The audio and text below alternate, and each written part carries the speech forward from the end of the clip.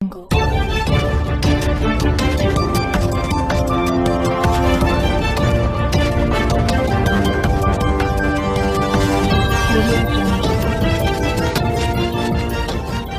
जो पीड़िता थी, उनके फादर को ये कमिटमेंट किया था कि एक पर्सन को सरकारी नौकरी दिलवाएंगे, लेकिन वो आश्वासन पर अभी तक कोई भी काम नहीं हुआ है। उसके अलावा ये मैटर ट्रांसफ़र किया जाए, लेकिन इस कोर्ट को ये पावर नहीं है ट्रांसफ़र करने का। वो सुप्रीम कोर्ट को हम अप्रोच करेंगे आफ्टर कंप्लीट इन्वेस्टिगेशन जो है CBI का। जी, ये हमारी डिमांड है। उसके अलावा एक और इम्पॉर्टेंट डिमांड है, वो है हमें चाहिए विमेन सिक्योरिटी गारंटी अधिनियम, जिसमें पूरे देश की हर तरीके का जो क्राइम होता है, चाहे वो डोमेस्टिक वायलेंस हो, डाउरी डेथ हो, या रेप मैटर हो, या हैरेसमेंट के जितने भी केसेस हैं, पोक्सो एक्ट, वो सब इस एक्ट के अंतर्गत कवर हो जाए।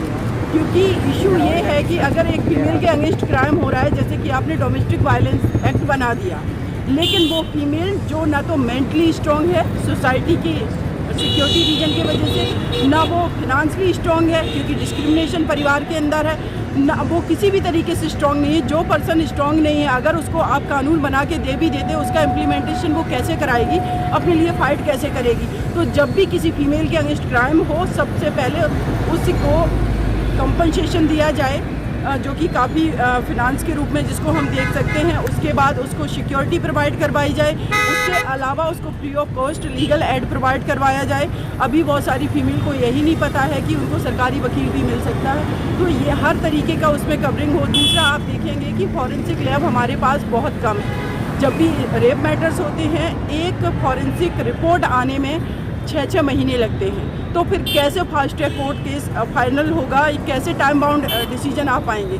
तो उसके लिए हर राज्य में कम से कम 10 फॉरेंसिक लैब बनाई जाएं।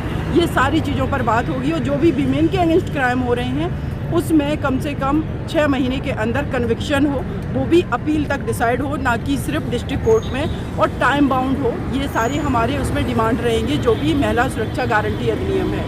मैम, कितने बजे सुनवाई होनी है? और 2-2:15 बजे के टाइम होगा, और इसमें उत्तर प्रदेश के जो ऑफिसर्स हैं, जिनको जो भी सस्पेंड हो चुके हैं, SP हाथरस, उनको बुलाया गया है, DM है, ADJ है, उसके अलावा अदर ऑफिसर्स हैं, और विक्टिम साइड से मैं प्रेजेंट कर रही हूँ। क्या कोई स्टेटस रिपोर्ट आज पेश की जाएगी, ऐसा कुछ बताया जा रहा है सरकार की तरफ से? सरकार की तरफ से कोई स्टेटस रिपोर्ट पेश की जाएगी आज तक की कार्रवाई को लेकर? बिल्कुल, क्योंकि जिस तरीके से कोर्ट ने लास्ट टाइम सरकार से बहुत सारे सवाल किए थे, जिसका उन्होंने आंसर दिया, बट ओरली, क्योंकि उनके पास रिटन में कुछ नहीं था।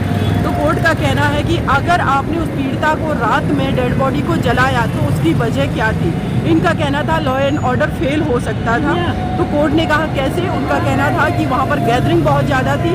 तो कोर्ट ने रिपोर्ट मांगी है कि आप मुझे पहले प्रूफ दीजिए कि कितनी गैदरिंग थी, क्या वहाँ लॉ एंड ऑर्डर इतने कम पीपल डिस्टर्ब कर सकते थे, जैसे कि फैमिली का कहना है, या हम सब ने देखा और मीडिया ने भी दिखाया। करीब 500 मीटर के सराउंडिंग वहाँ पर कोई पर्सन नहीं दिख रहा था, सिर्फ फैमिली मेम्बर्स थे, जिसमें भी 50 से 60 लोग होंगे, जिनको पुलिस ने डिटेन कर रखा था। और ज़्यादातर उस पॉइंट पर जहाँ पर पीड़िता का दाह संस्कार किया गया, वहाँ पर कम से कम 200 से 250 के नियर अबाउट पुलिस ऑफिसर्स ही थे।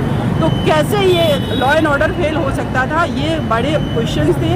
अब आज कोर्ट में जो स्टेट गवर्नमेंट है वो रिपोर्ट सबमिट करेगी। मैं देखती हूँ उस पर कि क्या ये रिपोर्ट में बताते हैं। लेकिन जो मीडिया में चीज़ें चली, जो हम लोगों ने देखा सभी ने, उसके अलावा ADJ का स्टेटमेंट हम सब ने देखा कि सीमन नहीं पाया गया, इसलिए रेप नहीं हुआ।